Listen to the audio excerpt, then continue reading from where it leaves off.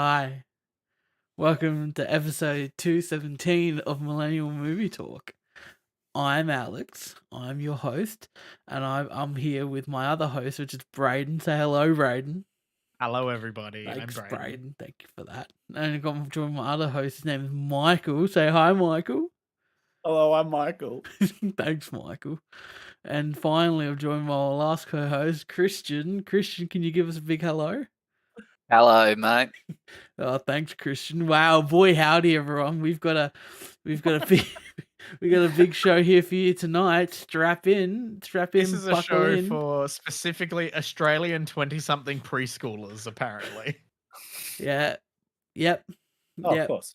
We're gonna figure out which window we're going through today, everyone. Oh, mate. It's Diamond? definitely even the talk to me. hexagon. What was your favorite window? Which one were you always just like, yeah? All right. I like Now the arch window. Oh, the arch is Arch. always a good one. I like it. It's I like, different. to be honest, I haven't heard a lot of arch defenders out there more recently. Whereas I was more of a circle fan. I enjoyed the symmetry and the roundness of the circle. I enjoy the structural integrity of the arch. You know Was there what? really originally only 3? As a kid, I would watch it and go, you know what, that arch, it would support it would support me. Many things. What? It could support many things. Like that I show. gotta I gotta say, looking at a photo of these, they were definitely made incredibly cheaply. They could not support any of us. We got any triangle fans out there?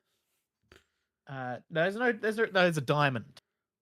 So what was it? diamond Circle, window. Not a arch. that's like 2 triangles ass to ass. Yeah, you never go ask to us.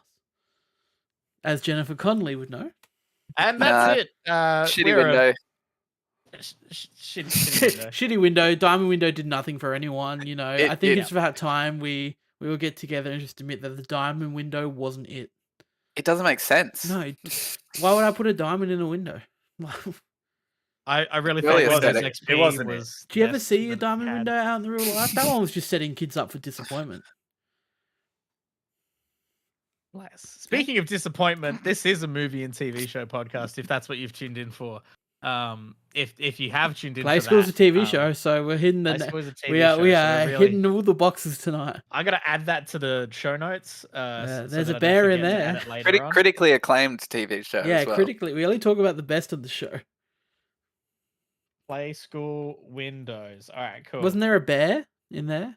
Yeah. yeah. A chair as well. Many a famous Australian actor found themselves On the their play- humble yeah. beginnings in You'd play start school. with, now.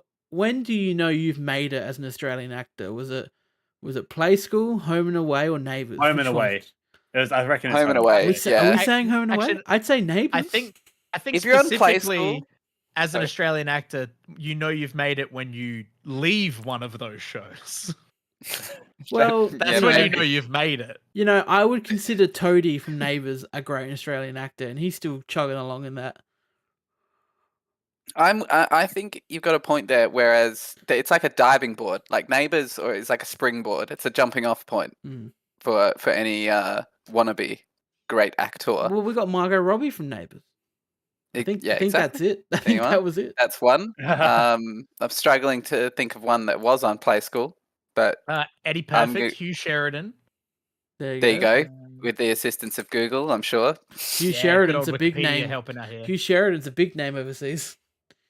And Eddie Perfect, who did the Beetlejuice musical.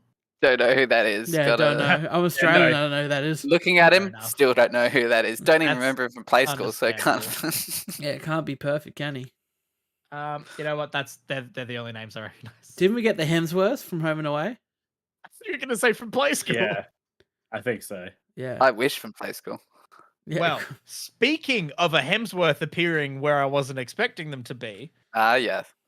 Yeah. I think we should get into the absolute meat and potatoes of this episode. My we talked favorite about it thing about end of last week. mentioning a Hemsworth is that they for the longest time they were developing Star Trek 4, and Hemsworth was meant to come back, and they were gonna do some timey-wimey shit where like I mean, Wait, First one's it's not timey-wimey. past them. yeah Wibbly wobbly. yeah when you get some Hemsworth and Pine action together, which would have been a lot Yeah. of fun.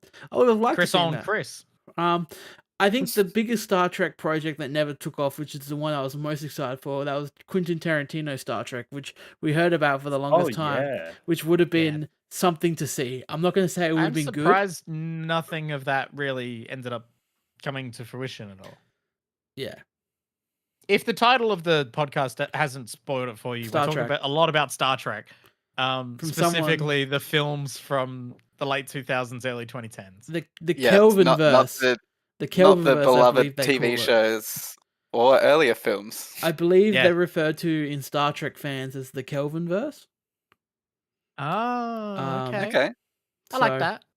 Now, Brayden, when you said, I believe you were watching them, and you said, like, I can't believe how old they are because they're from what 2013 or something. I honest no, but I thought the 2009, first 13, one and was from like 16. 2013. Yeah. Like that first one's like pre-Avengers. Like I want to say, though, quickly to jump into, I watched the first one. I watched 1 and 2, and I'm partway through 3 at the moment. I The just one watched that one looks for the first time. the one that looks the most dated is number 3 at the moment, which is interesting. Interesting. There's a lot of stuff in 1 and 2 that looks still flawless, essentially flawless. Would you say in the third one that it's so dated that you would give the award for visual effects and makeup to Suicide Squad? Well, yeah, to me, it sticks out straight away with the third one. Is that you got JJ doing 1 and 2, and he's a big fan. You can see from those films of practical alien effects. Oh yeah, And they're great. the very beginning of 3, we have some CGI talking aliens, and it kind of, you notice like this is not the same person doing this one straight away. Different vibe. Still like 3 though. I want to put that out there. Mm. I'm a defender of Beyond. As someone who's never watched a single episode or original Star Trek movie. So yeah, it's 2009. The first one. Whoa. Yeah, Yeah.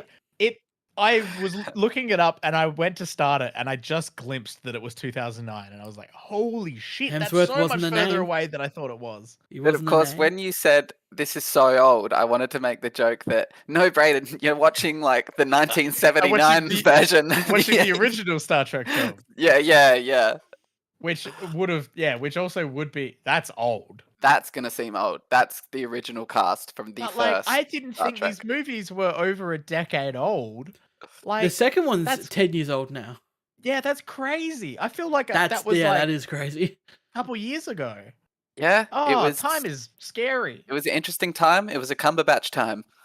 Oh man, yeah, He- true. Cumberbatch everywhere. Cumberbatch, 12 Years a Slave. I know we'll other mainly movies. be talking about Sherlock. the first one. Because that's the one I've The seen. one Braden's seen. Yeah.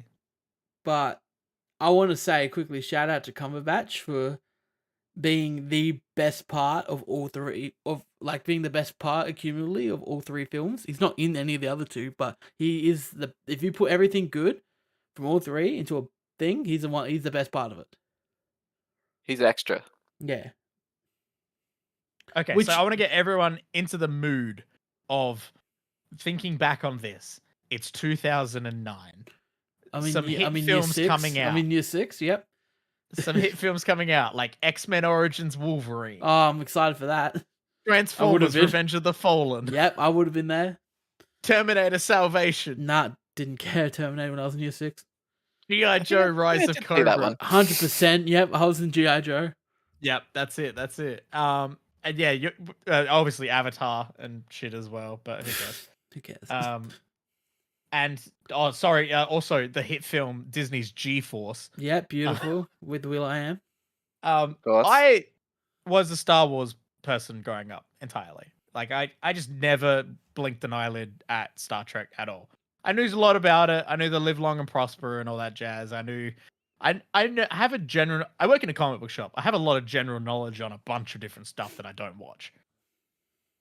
Watching this movie last night, I was really enjoying myself. This is just a really fun movie, and I understand Because that, it's a Star Wars movie, Brayden. No, it's basically just Star Trek with a Star Wars filter on it. But like, I thought it was really fun, and like, I didn't know that it was not a straight reboot. Like, it's kind of a sequely timeline different-ish thing, which I wasn't expecting, so that was fun. Getting good old Leonard Nimoy in there was awesome. Spock Prime, yeah. I thought the cast, obviously, Cast is great. I can't say like, oh, compared to the originals or whatever. I really thought the cast was excellent. Every single person on that crew I cared about by the end of that film. I think I think Carl Urban is Bones, and I think the best casting is actually Simon Pegg as Scotty. Scotty, yeah. And he doesn't show up until like the final third of the film. Yeah. I cannot take the heat, Captain. It had gone on so long that I'd forgotten that he was in these films. And then it got to that point and I was like, oh, Simon Pegg's here, yay! Because I just watched all the Mission Impossibles as well, and he steals the show in that as well. So he just brings so much joy out of you when you're watching this film. So who else? I know Anton Yelchin plays Chekhov, who unfortunately passed Rest in away peace. before the film came out. Yeah. Horrifically, I think. Yeah, his car rolled into his him. car rolled into him, crushed him against a gate. Horrible. So awful. That was tragic. Everyone should watch Green Room. If we haven't seen Green Room, everyone should watch Green Room. I remember watching that with you, Choppy. Green Room's sick, and it's got a great performance by him, but as well as Patrick Stewart, who plays a neo-Nazi, head of a neo-Nazi, biker gang type clubhouse. Really cool movie about a band that gets trapped in the green room when the biker gang turns on them, starts trying to kill them. That's cool. Obviously he's great. John Chow as Sulu is great. Yes. Which was interesting because freaking everyone's in this movie. Zoe Saldana, isn't it? Winona Ryder showing up as his mum, as Spock's mum. Eric Bana as a villain. That I didn't know until afterwards. I couldn't pick it. There is some crazy makeup going on there. Yeah. Yeah, they did a really good job with him. It's a lot of fun. Seeing young Carl Urban was just like, what is happening? Yeah, because it doesn't look because you're used to seeing Carl Urban from The Boys now. Yeah, like in that first scene he's in when they're in the shuttle going off, and he comes on. He looks more like the Carl Urban we know. There. I was like, he looks familiar, but I can't pick it. And then later on, I looked at him and I was like, he still looks familiar, but I can't pick it. And then it was way after that, I went, oh shit, it's Carl Urban. What a baby. Yeah, I think the casting is probably the strongest aspect of the film, as well as the direction. A lot of the action and fight scenes are really, really well done, and they're very entertaining. I think the biggest issue for me with it is a bit of pacing.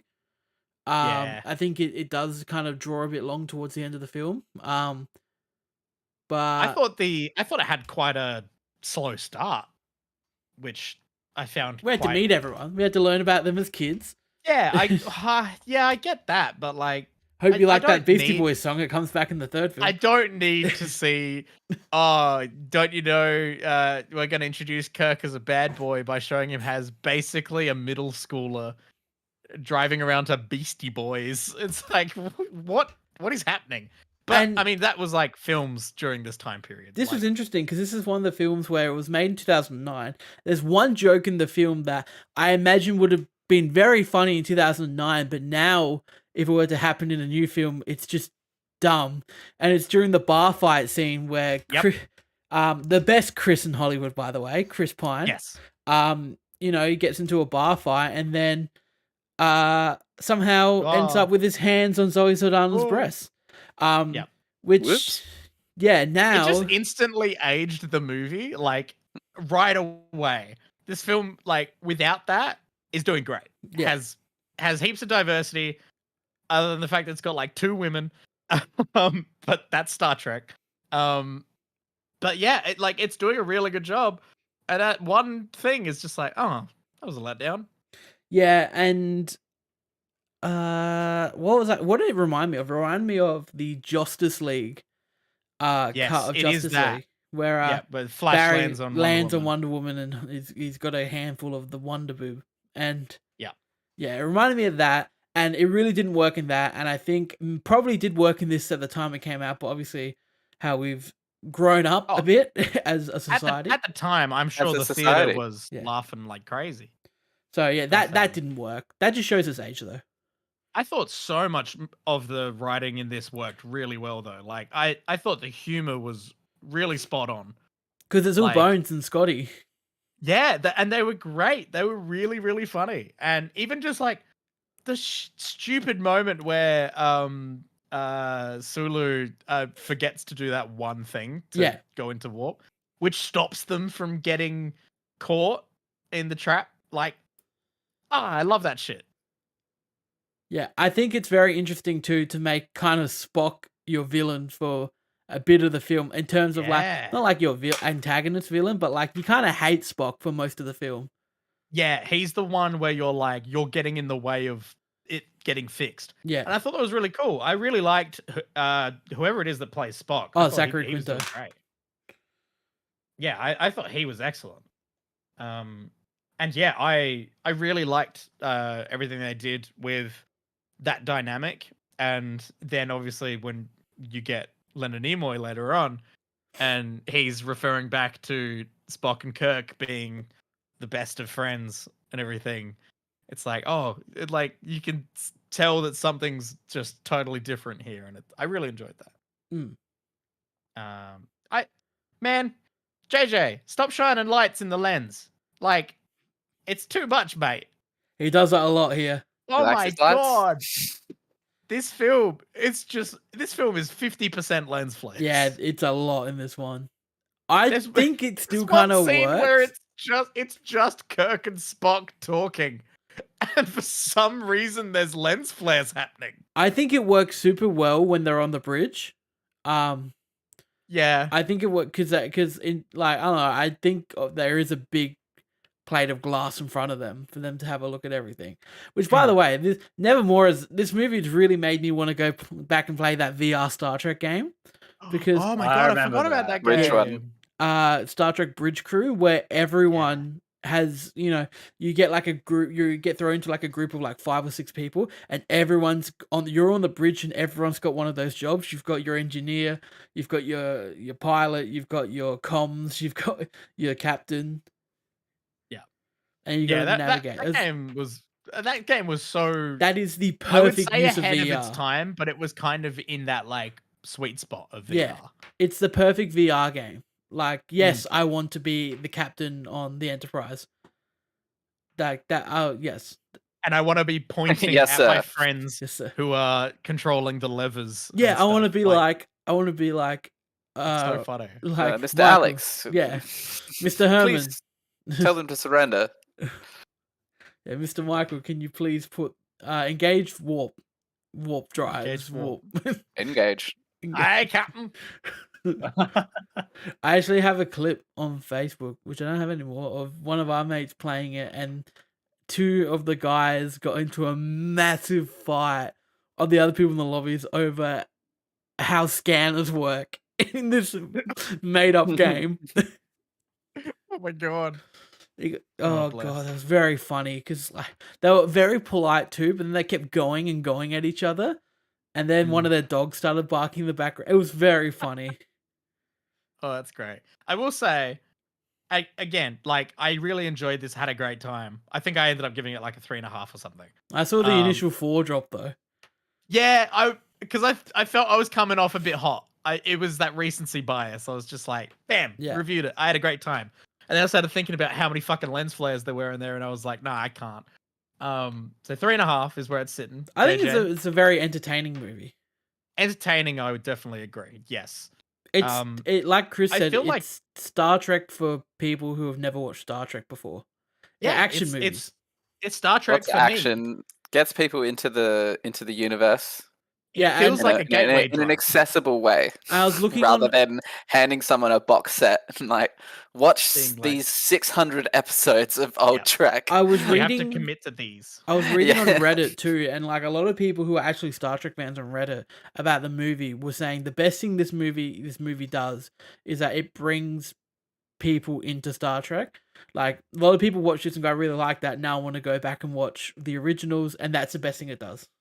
It's exactly what With, I'm gonna do. all of Star Trek Next Gen being on Netflix. Well, I very- hear Next Gen's the one to watch. Like if you want to watch the best Oh of Star yeah, Trek. for sure. So Is that the original Picard OG, one? yes, Yeah. original OG Trek is very old, especially for like it's quite dated. I hear Next Gen the is movies like are good though.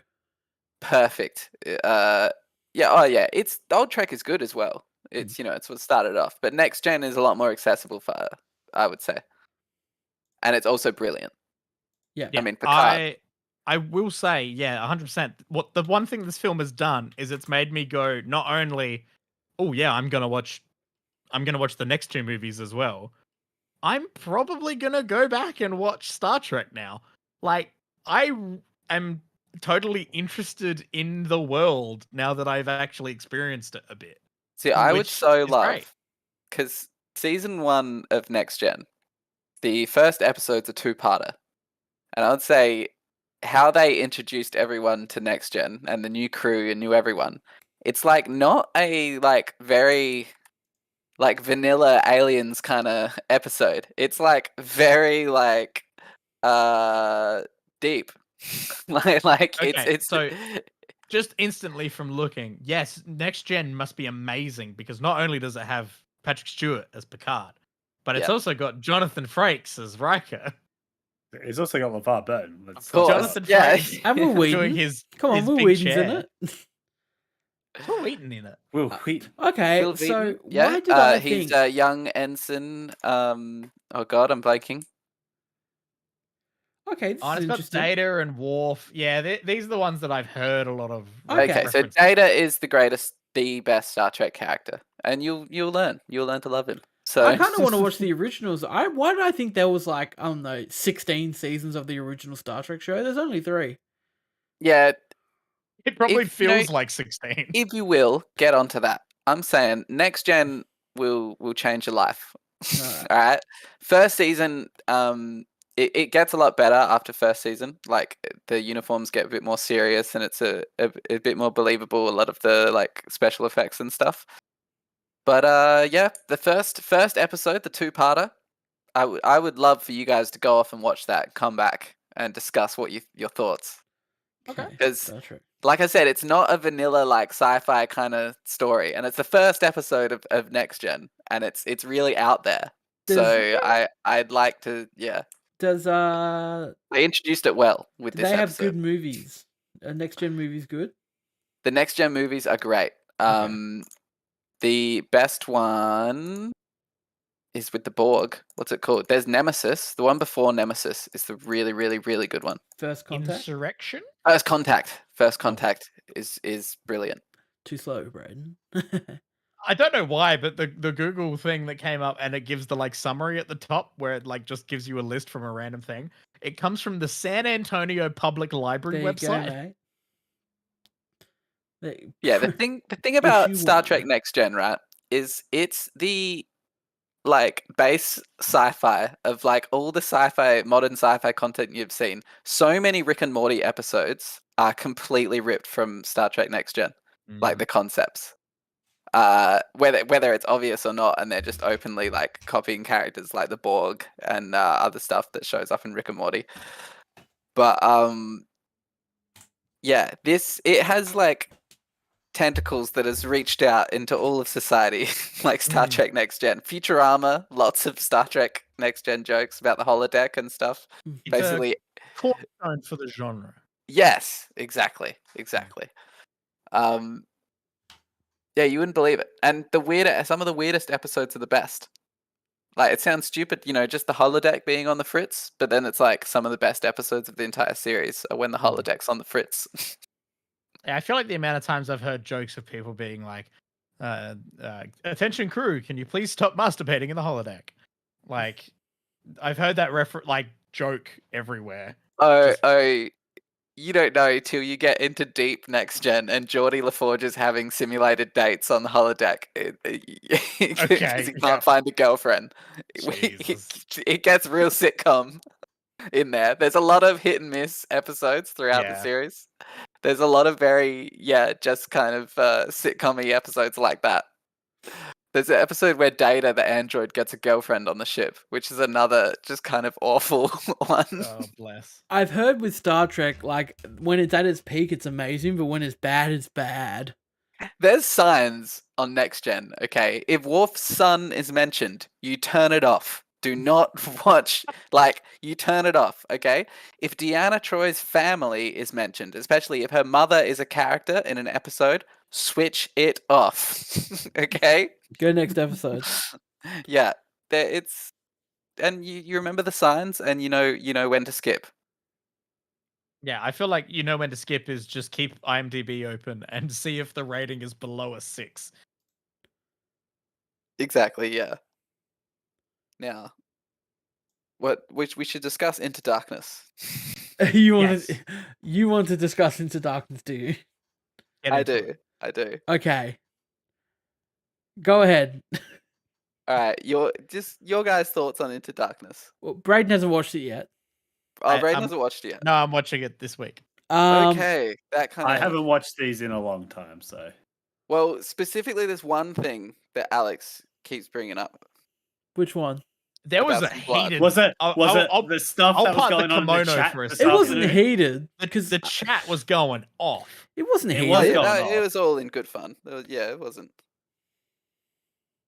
Bless. That's all love here. Yeah.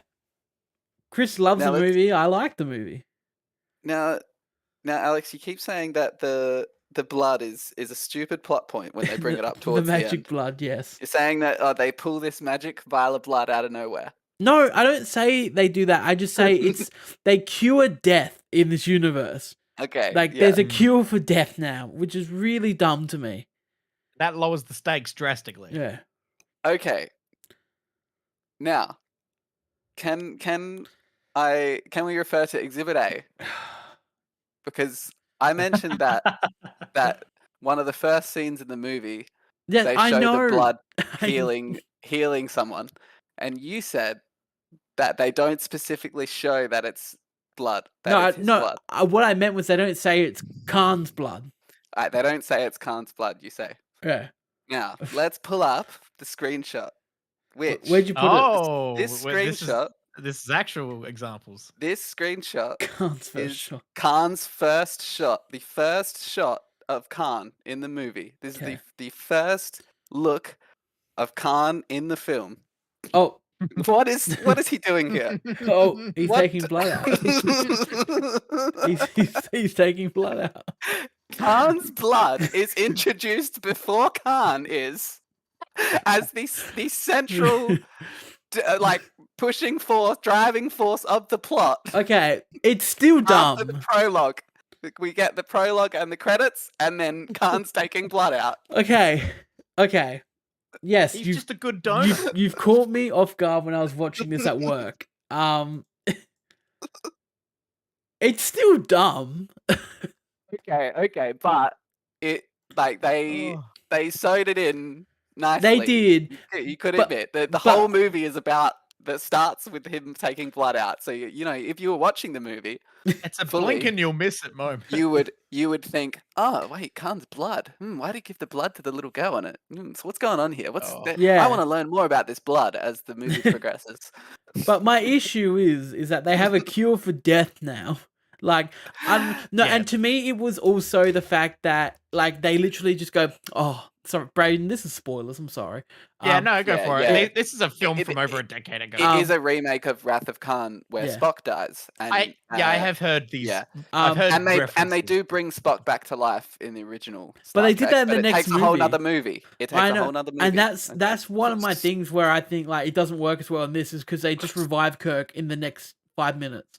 Next scene in the next room. But my thing with this was, it was like they went, oh, well, you know, they pull Kirk out the thing and he's like lying there stiff and they're like, he's dead, there's nothing we can do. And Bones goes, oh, and he sits down. And then suddenly the thing he was working on early in the film starts just coming to life because he put some of the super blood in it. And I was just like, well, that's silly. That it's just They come. they foreshadowed this, and at the start of the movie, isn't that cool? Hey, they're bringing it back around. But like That what you thought? right in that it was just like right in this moment right here. Like it's that what a perfect time for that thing to come back alive. Yeah, fair enough. To be That's honest, just movies though. Kirk dying and the whole way he dies, I never enjoyed much in Into Darkness. I haven't seen the original, so I didn't mind. I thought it was effective until, and a lot of people I was reading when it first came out, because I went back and I found two single Reddit posts. I found one from when the movie first came out when everyone was talking about it, and one now.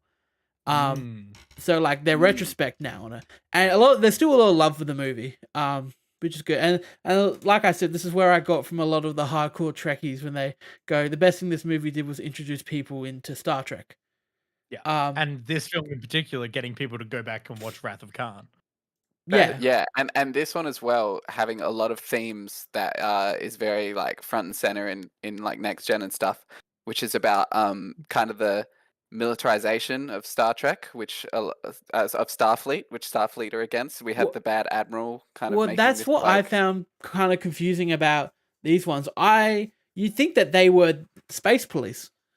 Yes, you kind of watch Star Trek thinking like this is like the equivalent of like a battleship, but in space. Braden's got a question. But Braden's got a question. We'll answer Braden. Chris said the word themes, and it reminded me that we didn't mention the music in Star Trek 2009 kicks ass. Oh, Michael Giacchino. Yeah, it was so good. Now, Chris, is that like a remix of I was thinking it might be. No, So that's all new. nothing from original. Like, Unless but, like, it's from it's original. They're not even like adapting it. Because No, like I thought there was some stuff where they were fighting when it reminded me of the like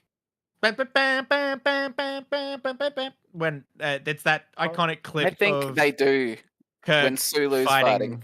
What about against Kirk what like about Spock. when it goes Yeah, into the that's credits? It goes do do do do do do do. I'm not sure because it's original. It's all OG. Whereas I'm a Next Gen guy. Yeah. So what I'm getting here Next is your Gen's fake my fan. comfort show. Alright, cool. Let's get So You didn't. But yeah, The I thought the saddest music was moment of great. watching Next Gen is when you get to the end and you realize that all your friends are gone, and So- then you know what you do? You load up season 1, episode 1, and you write it all over again. So I just want to give you Exhibit A here, where like, and you know what? I really don't care anymore if we get done for copyright or whatever this shit anymore. So I'm just gonna quickly get this set up because I realize that I just don't have sound set up for it. So I'm just kind of mumbling here while I quickly go and get the That's sound right. set up for it. But here Chris, we go. have you Well, checked out I've got what's the Seth MacFarlane Star Trek Orville. show?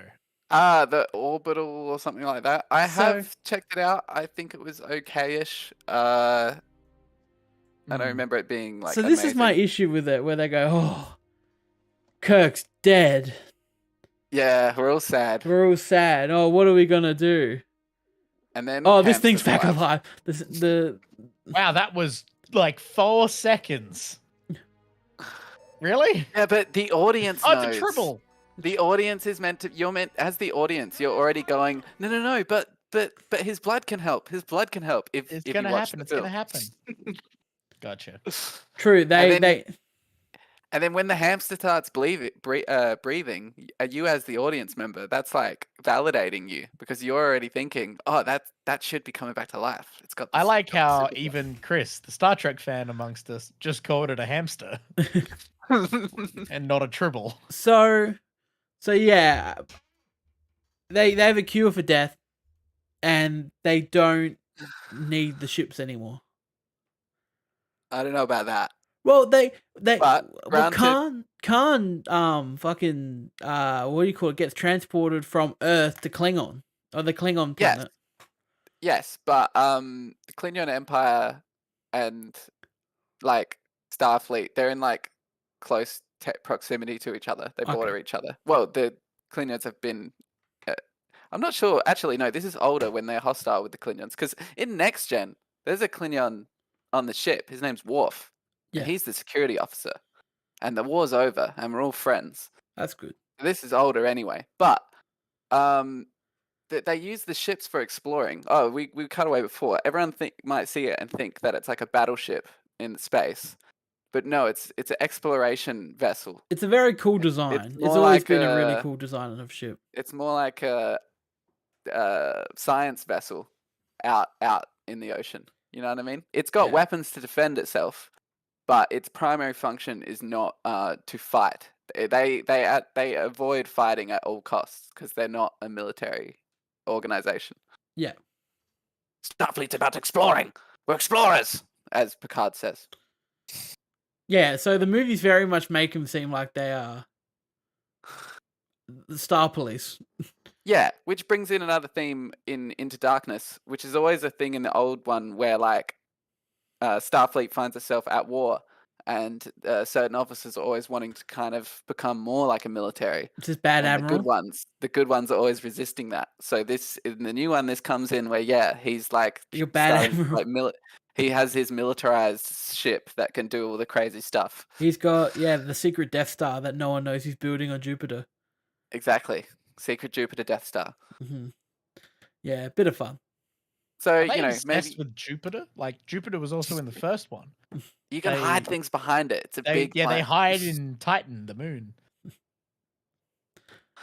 Yeah, all I know is that in Depp can 100% confirm the second one is very well paced, and Benedict Cumberbatch should be in more of the movie because he's fantastic. He is brilliant. He's the star of the movie. He's so good, and I think everyone knew that he was like I think perfect. Braden's gonna really, really enjoy it. I think I am. I think I will enjoy it. Magic blood. Magic Magic blood. No, blood. superhuman blood. blood, Super which blood. is I fleshed out synthesize throughout the a entire serum movie. from super- It's true blood. It's in the whole film. True. Every act it's there. The whole film. They have a really cool thing in Into brilliant. Darkness where they have like this holding bay where they put him in, and it's got this little circle that he can expand and make no glass, and he can put his arm through. Really cool. I love random tech like that in movies. Where, I do love weirdo sci-fi tech. Yeah. It is. It's just like a It little just thing that even Bones can move around the even- glass, and then the like it opens a hole where there's like people put their arms through. It's cool. There's a Even lot in of great the little things, like when they. 2009. Sorry. Even in 2009, like when I don't know if this is from the show or anything, but when they changed their phases, like they changed their Oh, guns, it swaps. and it swaps like physically. I Yeah. thought that was really fun. I don't know if that's from the original though. Do you know what No. I played when it came out on PlayStation 3? The Star Trek video game. From the movie? Yeah. Oh, how Probably. I was might it? add that in the Awful. original, their phasers don't look like guns. It just looks like kind of like a PDA that they're holding. I like that the And little And by the communicators just time look we like get- flip phones. Yeah, by the time we get to the movies, like First Contact, they actually have full-on gun phasers because we're already getting Star Wars, Star Wars-ized. I like the little flip phone. What was available in co-op? What? You could just play through Star Trek on PS3 in Yeah. full-on co-op. Yeah. I played it. That's fun. Good game. I liked it. It's probably got horrible reviews. I was gonna say, it kind of does just look like shitty Mass Effect, like, Hey, but come just on. the combat. Movie game.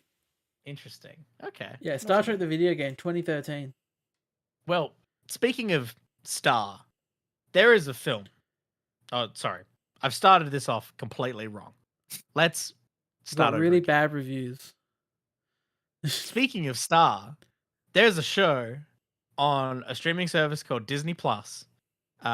It's got Star in the title, and it features the hit character of Ahsoka. That's right, I'm talking about Star Wars Rebels, because I haven't started watching Ahsoka yet because I never finished Rebels. So I'm not talking about Ahsoka yet. I've watched I'm- the first 15 minutes of Ahsoka. That's Whoa. not. I I fell didn't realize asleep. it was watched out. I fell asleep. bunch of clips of Rebels on YouTube. I I'm- fell asleep during Ahsoka, but it wasn't due to the quality of the show. It actually very much surprised me from the 15 minutes I saw, and I was really enjoying it. It was just I just I'm fell asleep. Might do a little hearing people YouTubing. really liking it.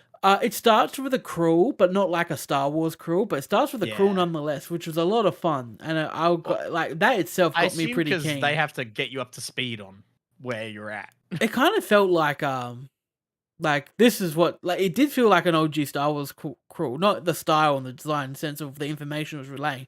It's like Yep. all of this happened. They've sent Ahsoka to go do this, and now she's going to do that, and like Cool.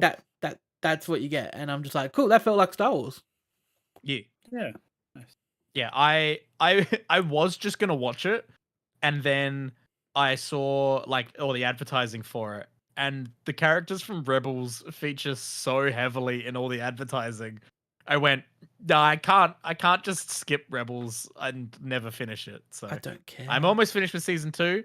I plan on just absolutely smashing through it. I'm gonna have a real sci-fi week, folks. I'm gonna be watching Star Wars. I'm gonna be watching Star Trek. Did you guys see the I'm- trailer for Rebel Moon? All over it. Is this Zack No. Snyder's That's thing? Zack Snyder's Star Wars movie that he was developing, and then Lucas got sold to Disney, and they stopped it. So he just took everything and went and made it an original film. Okay, I haven't Um, actually watched this trailer yet. I've heard Trailer's awesome. that It looks like exists. if Dune met Gladiator met Star Wars. Okay. So it looks Rebel Moon it looks very cool. It's 3 gonna minutes 40. Yeah. That's not a teaser. well, it's 2 movies. It's part 1 gets released in December and part 2 gets released in March. So they're 2 feature-length films Okay. coming out. And he's already I- announced there's an R-rated cut of them coming out Oh later. my God, Um, Zach, But why? um, Because I didn't actually see the trailer, but I heard that he was at Gamescom mm, in Germany and for Jeff Keighley's opening night live, and he showed the trailer there, and apparently came out and immediately said like, "Yeah, we're doing 2 movies, and we're also doing a video game, and we're doing all this stuff." I was just like, it looks Jesus. really cool. Definitely check out Holy the trailer. shit. It's coming to Netflix. I hope it comes out in theaters. I'm watching it as we speak. It looks really It really I'll big does budget. look watch it like after Star Wars. we finish the podcast. It looks really It's- big budget, really cool sci-fi. But it does look very Star Wars like in terms of there's a It does big look very like Star Wars meets Dune. I 100% see that. yeah, meets Gladiator. Don't forget the man putting his hands in the wheat. Oh yeah, I just watched a guy jump on a hippogriff or whatever the fuck. So yeah, that The looks really alien cool. design Like looks a throwback. I'm excited for that. Okay, yeah, I'll watch that. I'll see what it's like. Other than When's that, that? on my End of the flight year. Okay. home the other night, I watched Creed 3, which is I good. still need to watch that. Creed 3 is good. Jonathan Majors and Michael B. Jordan, I can watch fight each other all day. They're very entertaining. And then other than that, I've just been watching a lot of Parks and Rec. Very nice. Always a winner. Yeah, Parks and Rec's a lot of fun. Maybe better than The Office. I don't know. Look, I've watched a few things this week. Here we go. First Hit of us, all, Chris. but got tired of Game of Thrones. Oh, we're not Mid- doing Game of Thrones How anymore. far'd you get? About season 5. In season 5, I think I got tired. Okay, that's a good point to End stop. of season 5. Yeah, look, that starts to. Yeah, you're in the That's like. You're at the. Self-respect. You're at like. You're almost at the Branch top of the come back. mountain, and you're just like, I'm gonna call Yeah. it here. Pretty much, yeah. So I finally watched House of the Dragon. Oh, is it good? Okay. It's better than the last 2 seasons of Game of Thrones. I watched say the that. first 3 episodes of it and I stopped watching. It's nothing on original Game of Thrones. I mean, it's not the same show that like obviously knowing who like wins in the end as well, if you like know the Yeah. lore deep enough. But it's the time jumps. It just felt like a whole lot of time on nothing with all the time jumps. I feel like you could have just done one prologue episode, had shown the important moments about, you know, like who fathered who and man getting his eye cut out and stuff. So, And do you think it worked? It would work better if it was all shortened to one episode, or would you like to see more and then extend these periods to seasons rather than? I half think an you ep- should have just had got it over with in like Okay, some maybe one earlier episode or so, rather than have like 3 time jumps.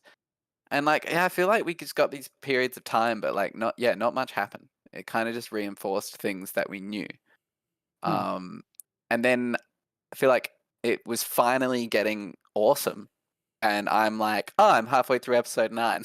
Oh, and You're like, oh, it's ending. the show's starting and it's halfway through episode 9. Bless. And then I'm watching episode 10 and it's awesome. And episode 10's like, you know, because all this, you don't actually know what's going to happen now. The stakes are high, things are going on. It was like old Game of Thrones. I didn't want that episode to end. And then you had that, and then it's kind of at a scene you're like, oh no, this is the end of the episode. This is the end of the season. This is all there is. And it's like it cuts, and you're like, yeah, no, like it just got good. Like, so you're excited for So- season 2? yeah, I'd say there's 1.5 really great, exciting episode. But In a 10-episode show. There's 8.5 episodes of prologue and through the Yeah. time jumping, and yeah. Damn. So yeah, Damn. there's that. Anyway, that was a big show. Oh, I watched a big movie. Oh god. Is it, Uh, have you seen this movie before? I haven't. Oh, is this? Oh Matt- yeah. This How is big? this is an Oscar winner. This is it was certainly nominated. Maybe Yeah. it won. It Nomadland. did win, and yeah. this is gonna Did be win. interesting because I fucking hate this movie. Oh, this is the Alex one hates you this did movie. not This was the like. one that Steph and I couldn't stand. Yeah. We saw it Yeah, in and a everybody was raving about it. And we you saw two it just, in a cinema, just us, and we watched it, and we kind of just went, what are we watching? Yeah. Damn. Okay. Well, granted, I watched it in the comfort of my own home Yeah. with the ability to not have to pay full attention to it. Oh, it's for, boring. like a cinema watch, because it is quite slow. But I just forgetting all the stuff you just said, I can give my an untainted review. Go. Yeah, do it. I thought they really captured something in that. By the end of it really almost you could have been watching like a documentary on van living, like a someone had filmed it. The characters are like crazily real. Maybe that's why they're boring. which They makes used a sense. lot of real people too.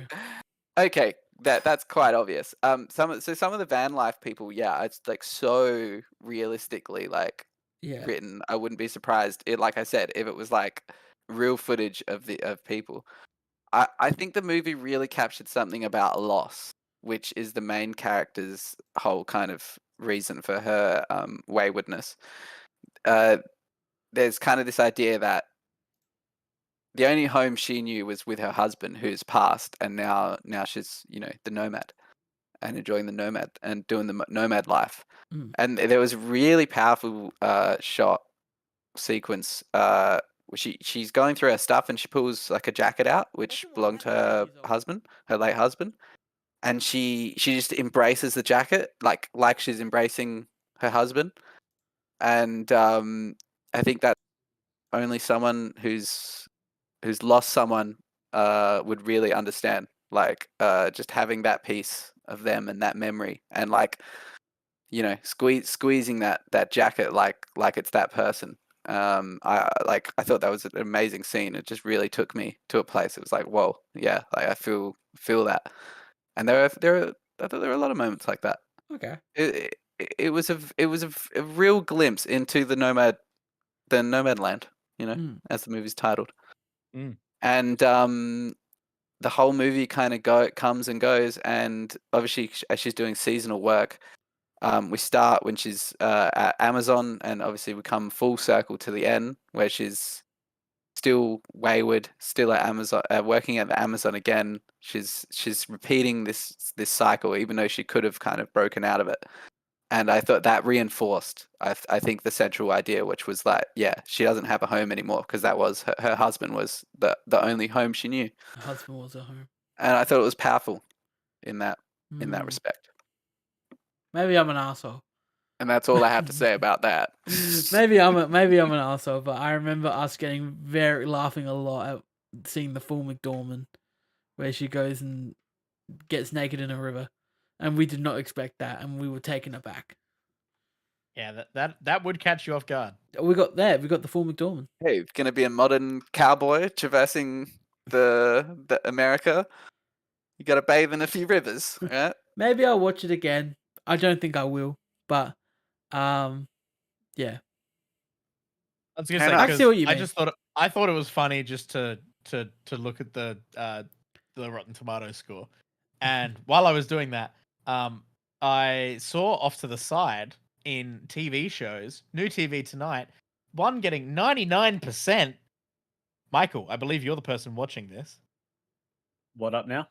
How He's is here. Only He's Murders still here. going? How is Only Murders? Enjoyable. Enjoyable still. Doesn't feel like I feel like it goes through the same motions as the other season though. Like Mhm. there's a love interest. There's a formula. Weird things are going on. They blame one person. They have a reason for being suspicious. So I feel like it's the same thing again, but it's still enjoyable because I think I enjoy the trio together so much. Like it's mainly held up by their Yeah. dynamic and yeah, their and like obviously, rapport. like we have like little different twists and turns and stuff, but like it's the same sort of formula, which we've had for 2 seasons. So I could see why people would probably drop off of it, but I'm enjoying it. That's fair. The My parents spoiled what Paul Rudd's character is, like Fair. the context of who he plays, and okay, He it played sounds Paul very Rudd? funny. He plays Paul Rudd. There's only like if you don't watch the show, you need to just see because his character in the show has this what's it called, Cobra or something. It's like a show that this actor was in, and it's like a man that can turn into a cobra, and the art they have at like an end of an episode is so fucking hilarious. Oh my god, I'll see if I can find it. bless. Hey, Well, yeah, But- that's definitely up on the list. I do need to watch. Has anyone been watching new Futurama? Yeah. Is it no, good? not yet. Dan has. It's good enough. Okay. It's good enough. Some jokes you're kind of like, I guess akin to like when you're watching New Simpsons, just like, that's like a bit unnatural. Doesn't feel natural in the spot. But Yeah. there's a lot of jokes that hit. And felt very Futurama-y. A lot Okay, coming cool. from Bender. A lot of gold coming from Bender, as always. Beautiful. But then a few Zoidberg jokes I thought were like a bit overplayed. Ooh. If you Yeah, watch it, 'cause you I feel think like you now, know what I mean. I feel like now they would go back and they'd be like, "Man, people fucking love Zoidberg. Let's lean into that." Yeah, I think where he was like this side character, he's much more like little too much. Where I'm just like, oh, that was gross, but not Zoidberg gross. Like it was Yeah. just weird gross. Not like, not in lovable classic Zoidberg gross. yeah, it was like a like toilet gross, not Zoidberg. Like Zoidberg gross. Gross was him shedding off his skin and moving around with his new flappy skin. Yeah. There's Um, still great Zoidberg jokes. This is just like 1 or 2. I'm nitpicking. Like Mm. as you are going to be critical of it being the new season. But yeah, there's plenty of good stuff in there. Perfect. They know what they're doing as well. Like we jump in and we've got a Leela's Amy's parents and Kip episode. There's a Calculon episode. There's there's some very good stuff they're running with. And Disney Plus also just added in the newest season of Sunny. So for those who Oh, I need to Uh-huh. get on that. I did see that. I need to Oh, watch yes. that. So it's good to see that. It's a very much, as we've been talking about it here on the show throughout the week, a very, very good season from them. Probably the best since season 12. Yeah, very good. Did you end up watching the latest episode, Chris? I still haven't watched it, but if it's Right. on Disney, I'm about to. You're gonna watch. It's very good. It's the best episode of the season. Yeah. How many more are left to come out? They're all out. Oh, they're all out. Yeah, Okay. only 8. Speaking of the best things ever, I did watch another movie this week, which is arguably the biggest movie there is. Avatar 3. No, She did. this movie is a national treasure. Is it National Treasure? Is it National Treasure? National Treasure 2. Yeah, that was my sentence. Like full stop. I watched National Treasure. Yeah, like I was just saying, this movie is a damn it. national treasure. I didn't. damn it. So This is one of the greatest movies there is. Yeah, it is. I have to disagree. Nah, I- you're wrong. I think it's a lot of fun, and I think if we're rating it a movie, if we're saying fun, it's 5 out of 5 for fun. I'll go as this Raiden is like seems to disagree and thinks this it's is- 5 I out think of the 5 second then. one's a Modern- much better movie. this is the true modern, like set in modern day Indiana Jones, and Yeah, Nicholas honestly. like it is like instead of Oh, a whip, Benjamin Gates. he's got like a cell phone. Like, Oh my god. I'm now just thinking you've just brought back a wave of memories of how many times I've watched National Treasure. I think the and second like, one's oh much my better. What a God, movie Alex. that is. And like Indiana Jones, we're in like we're in Egypt and we're talking like the pharaohs and we're talking about history and like blah blah blah, Ark of the Covenant. Now, let's Americanize that. Let's make it all to Americanize do with it. the revolution, and like let's make it the yeah. Illuminati almost. and the Like, founding fathers and the Liberty Bell, and Oh my let's make it God. American Indiana Jones. We're tomb raiding Benjamin Franklin's grave. glasses, the glasses, the glasses. color-changing glasses. Sam Yes. Rockwell. Oh, man. And we're making it. We're like And it's a heist. transcribing this entire thing in where we're talking about like the British and the American Revolution and the themes of doing what's right and fighting tyranny. Oh it's my god. it's something. And the like comedic relief tech bro guy Yes. is the best. Doug from The Hangover. He's so good. They found him. What is his name? Riley. We love yep. Riley. Riley's He's awesome. Oh my he's god. perfect. He's Um, so funny. So much. Yep. And the fact that he can act against Nicolas Cage and hold his own, like, oh my god. And So then- funny. Is That film was National- written is so National Treasure I 2 know. not better? Now, I remember you saying that 2's better, or you really like 2. I started watching 2. 2's fine. I'm not hating on 2. The first one's a national treasure, like a masterpiece for all time. Sounds like So you're hating on 2. I don't think the second one's that. But I really like 2 as well. I just like both of them.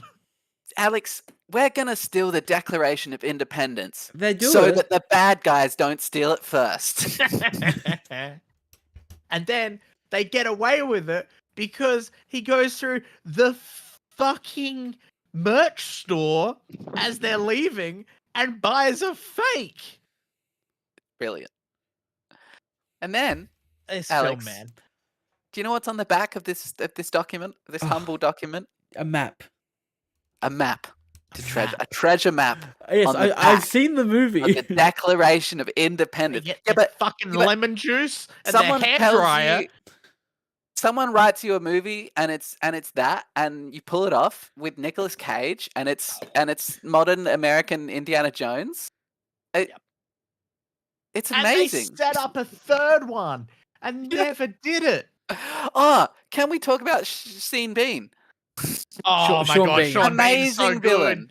Amazing villain. Such a great one-dimensional villain.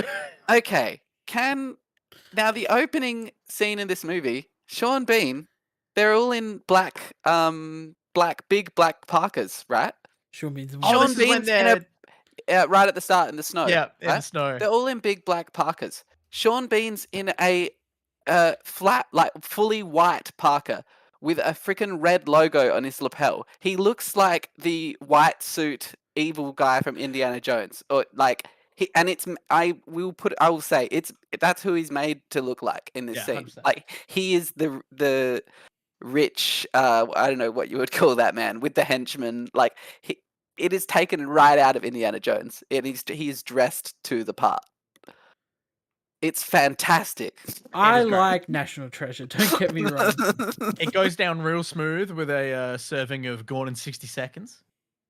Yes, Never seen Gone There in are 60 these seconds. amazing. Alex, treat yourself. Go There are watch these Gone in 60 amazing seconds. scenes. It's like National Treasure. It's like National Treasure meets Fast and Furious. Mm. The original Fast and Furious, when they're stealing like fucking cars and VHSs. This movie's in its absolute prime when Nicolas Cage is solving a riddle, right? And the age shows because the female character, who's meant to know a lot more about history, in a lot of these scenes, she's trying to like speak, and Nicolas Cage is just very awkwardly like, "No, shut up, I'm thinking." To a point where it's a bit awkward and a bit aged by that, because it was just like, oh, he's being kind of unfair to her specifically. It's a bit of that.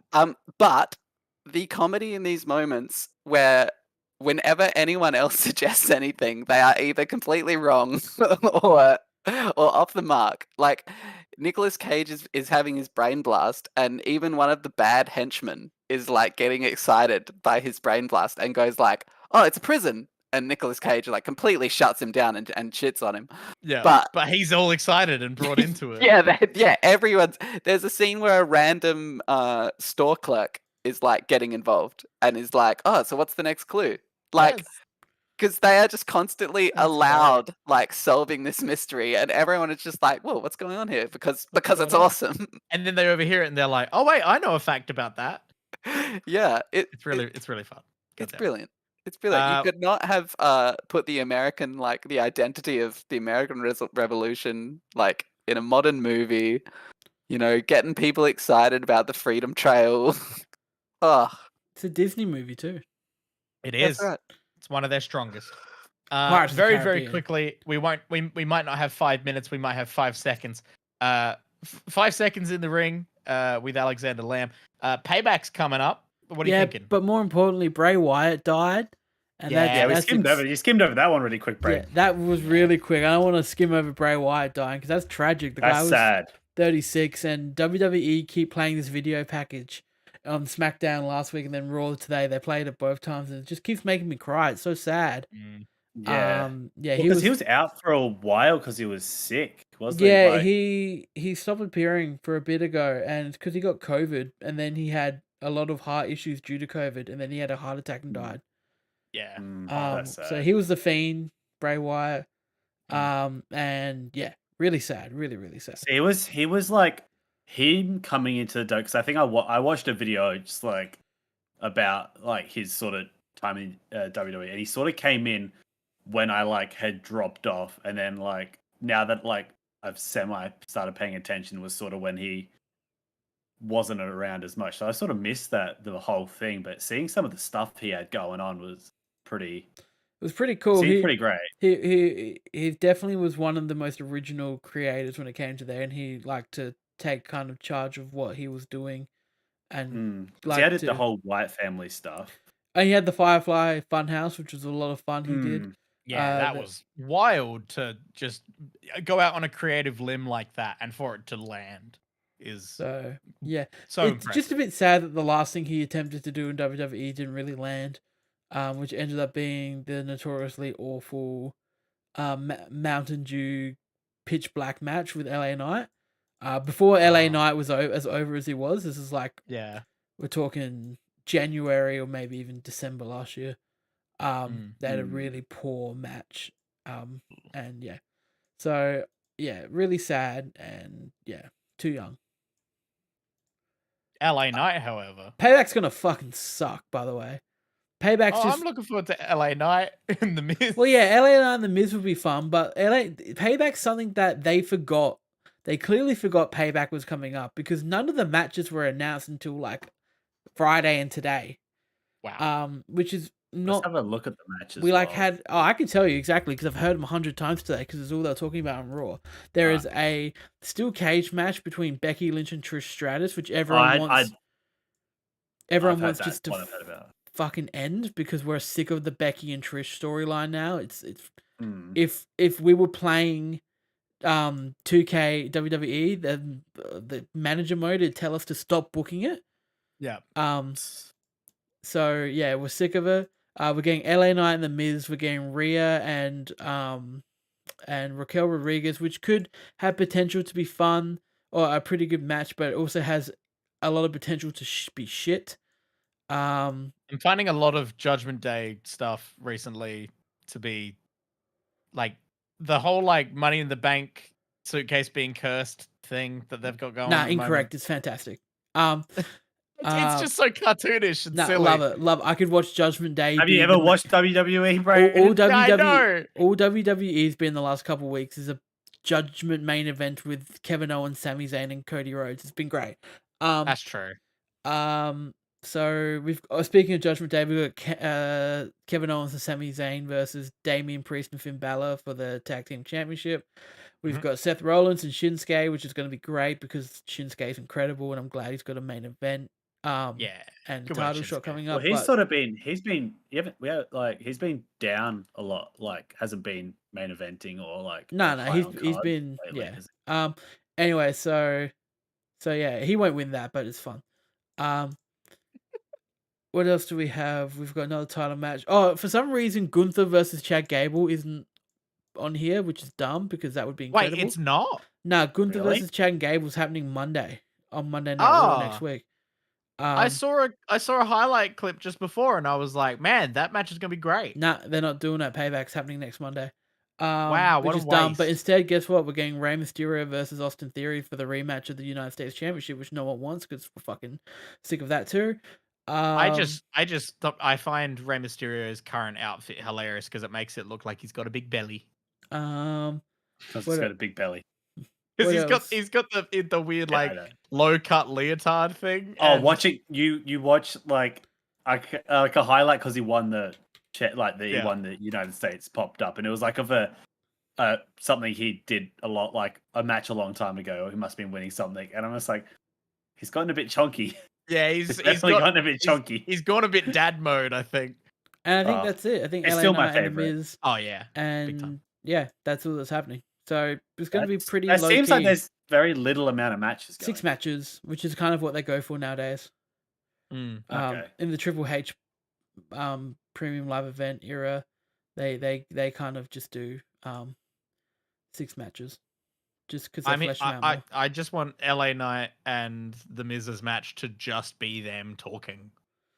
Well, look, they I just did want them 9 to- matches at SummerSlam, and everyone was like, "That's too much." Yeah. And SummerSlam wasn't great, so That's fair. there we go. Bless. Thank you, ladies and R.I.P. Bray gentlemen, Wyatt. for RIP Bray Wyatt. You were a legend, and you will be missed. Thanks for joining us for episode 217 of MMT Millennium Movie Talk, a movie and TV show podcast, where we're getting real fucking nerdy lately, which is great. I love it. I'm here for it. Reckon. You can follow us on your podcast service of choice. If you can, leave a review over there. That would be awesome. Subscribe over on YouTube. Oh, got away from me there.